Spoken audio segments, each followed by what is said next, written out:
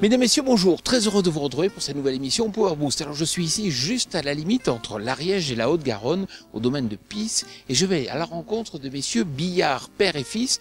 Ils sont agriculteurs, ils exploitent environ 300 hectares et ils développent à la fois une entreprise agricole et puis aussi une entreprise de prestation pour le stockage. Sans plus tarder, je vous invite à retrouver le sommaire de cette nouvelle émission Power Boost.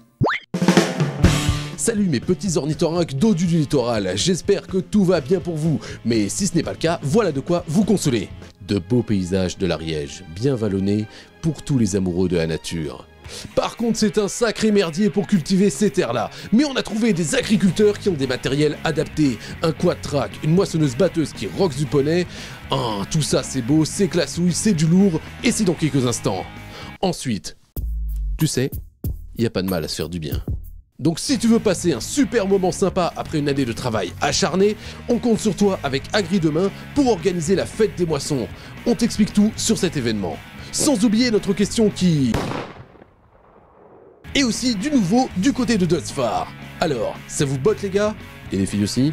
Ok, donc c'est parti, top départ, les news, tout le tralala, et... enjoy. Enfin le premier trailer pour Farming Simulator 2017.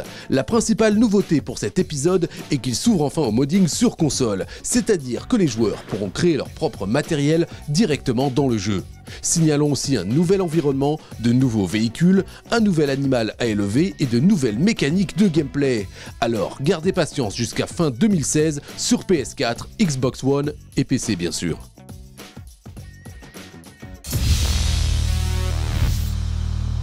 Et voici l'info polémique de la semaine. Selon des chiffres publiés par l'INSEE, les agriculteurs auraient vu leurs revenus augmenter de 9,3% pour l'année 2015. La profession rétorque qu'il s'agit d'une moyenne cachant de grandes disparités selon les filières.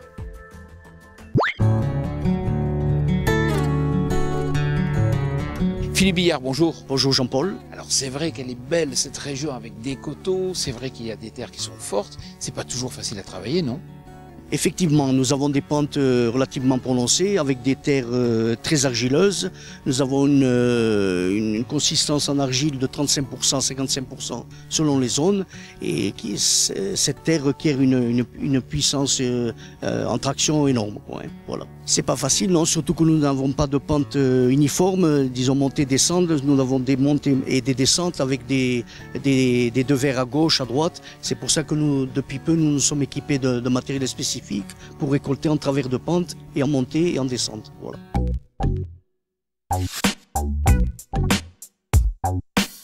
Et puis ces dernières années, vous n'avez pas eu de gel et c'est vrai que c'est pas toujours très facile à travailler de telles terres avec des teneurs d'argile aussi élevées. Exactement, oui. Depuis quelques années, nous avons de moins en moins de gel. Les terres restent en l'état, elles ne se foisonnent pas par l'action du gel, la dessiccation par l'action de l'effet soleil-pluie.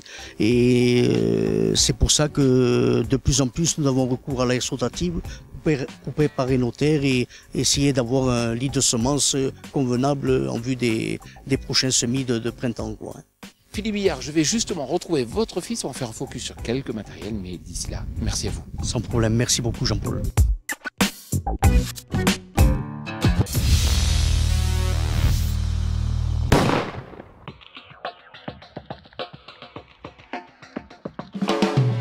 La loi Macron à court terme booste le marché puisqu'elle pousse à l'investissement. Maintenant, à plus ou moyen terme, quand le programme s'arrête, forcément, ça crée un arrêt des ventes et une baisse du marché conséquente. Donc ça crée aussi des problèmes pour certains concessionnaires au niveau des stocks et autres. Et donc oui, à court terme c'est bien. Maintenant, à plus ou moyen terme, comme les jupettes ou la baladurette, ça créera une baisse de marché.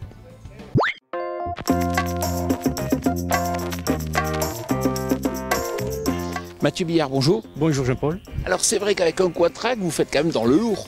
Ah oui, effectivement, comme on a besoin de puissance avec nos pentes, donc on a besoin de traction, d'adhérence, et pour éviter les compactions de sol, on est obligé d'avoir ce genre d'appareil. Ça vous permet à la fois donc de pouvoir passer la puissance et de travailler en grande largeur? Oui, il faut moins ça parce que sinon ça fait vachement, il y a beaucoup de patinage avec un tracteur classique et on est obligé de passer la puissance au sol avec des chenilles.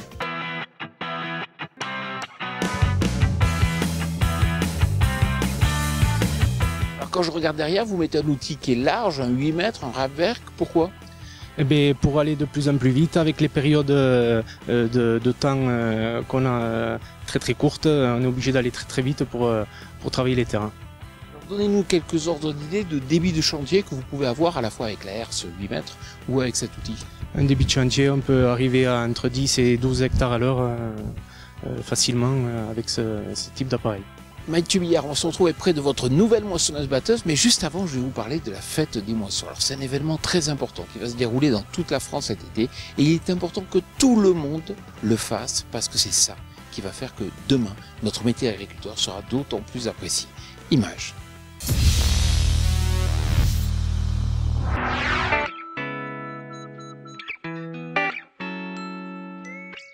Gilles Maréchal, bonjour. Bonjour. Alors c'est vrai que je vous avais rencontré au mois de février dernier, vous lanciez l'opération Agri-Demain, aujourd'hui vous en êtes où? Alors Agri-Demain est une plateforme de communication qui est destinée à communiquer vis-à-vis du grand public. Et bien aujourd'hui Agri-Demain est en marche puisque nous avons 200 ambassadeurs qui se sont inscrits dans la démarche. Et l'objectif c'est justement de proposer à ces ambassadeurs un certain nombre d'événements tout au long de l'année pour qu'ils puissent raconter leur histoire, parler de leur production, parler de leur métier tout au long de l'année. Et le premier événement que nous leur proposons c'est la fête des moissons. Alors pourquoi la fête des moissons? Parce qu'il nous semble que c'est un événement important pour l'agriculteur, c'est un moment intense et on veut faire ça à l'image un peu de la fête des voisins, c'est-à-dire que l'agriculteur ouvre ses portes, ouvre son exploitation et invite ses voisins, ses amis, ses fournisseurs, ses clients à parler de son métier et à tout simplement dire l'agriculture est une fête. Bon, alors justement, on va aller à la rencontre d'Aurélie de Benoît.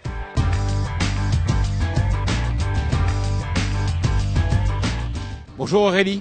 Bonjour. Voilà, alors on va aller moissonner.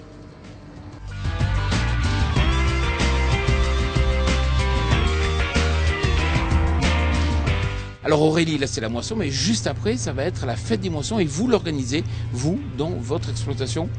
Oui, tout à fait, je l'organise cette année avec Agri-Demain pour proposer aux gens qui sont autour de nous de comprendre un petit peu ce qu'on fait toute l'année, en particulier évidemment dans la moisson.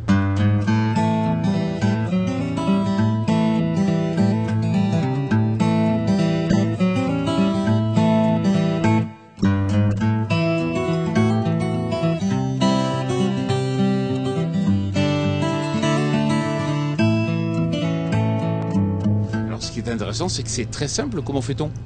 En fait, effectivement, c'est très simple. Il va y avoir sur le site Agri-Demain une carte où seront répertoriées toutes les exploitations qui participent à cette fête des moissons. Et les gens pourront s'inscrire dans la exploitation qui leur plaira ou celle qui est le plus près de chez eux. Ce qui fait qu'en fait, on invite tout le monde, les voisins, les amis, tous ceux qui ont envie de partager un moment autour d'un verre. Alors pourquoi, dites-vous, c'est important que tous les agriculteurs organisent cette fête des moissons chez eux?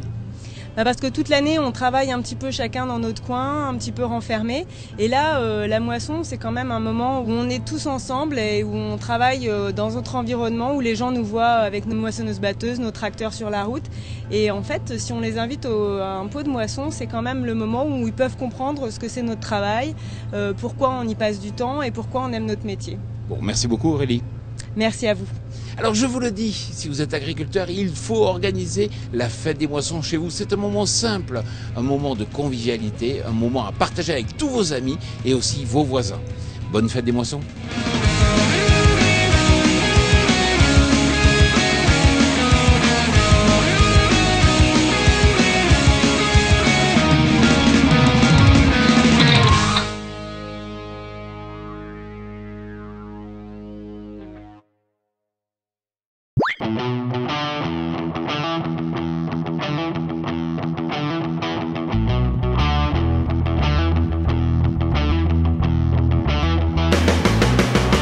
Mathieu Billard, c'est vrai que vous avez des pentes importantes, 30 à 35%, et c'est vrai que vous avez fait appel pour votre toute nouvelle moissonneuse-batteuse, donc Ilmaster John Deere, aux établissements Closé à la Castre pour faire un système de lève arrière. Pourquoi? Vous aviez des pertes importantes? Oui, relativement beaucoup. Donc c'est pour ça qu'on a solutionné avec la compensation latérale à 22%, ce qui nous évite d'avoir autant de pertes. Et au niveau du confort de conduite, c'est quand même beaucoup mieux. Est-ce que vous arrivez à des débits de chantier aussi importants qu'en plaine? En début de chantier, on est à peu près entre 5 et 6 hectares à l'heure. Soit quasiment ce que vous feriez en plaine. Oui, à peu près, équivalent, étant donné qu'elle est équipée de lèvres arrière et de latérales, on a à peu près le même débit de chantier. Alors, dans le sud, il y a du soleil, vous avez déjà récolté certaines parcelles de colza. Les rendements? On a commencé, donc on est à peu près aux alentours de 35 quintaux de moyenne, donc c'est que relativement bon pour la région. Mathieu Billard, merci beaucoup de nous avoir accueillis sur votre exploitation. Merci Jean-Paul. Alors, à présent, on va découvrir des nouveautés dans la gamme Sam Deutzer.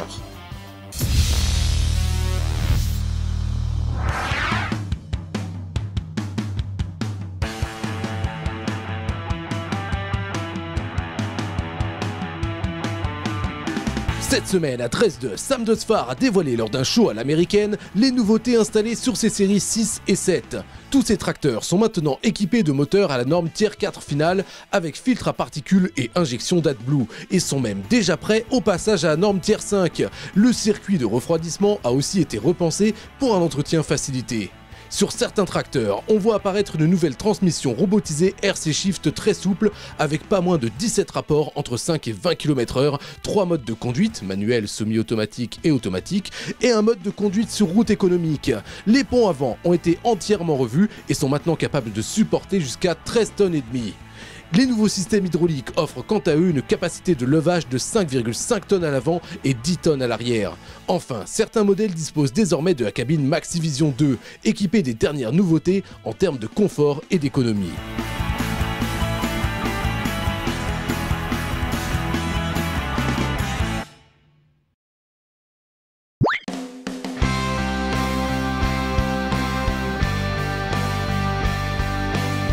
Voilà, pour finir, je vous rappelle qu'il est très important que vous organisiez chez vous la fête des moissons. C'est très simple et puis c'est un bon moment de convivialité à partager avec vos amis, aussi vos voisins et peut-être quelques citadins pour promouvoir une image positive de l'agriculture. Power Boost, c'est terminé, je vous souhaite une excellente semaine. Fans de Power Boost, rendez-vous dans une semaine pour découvrir la nouvelle gamme Raptor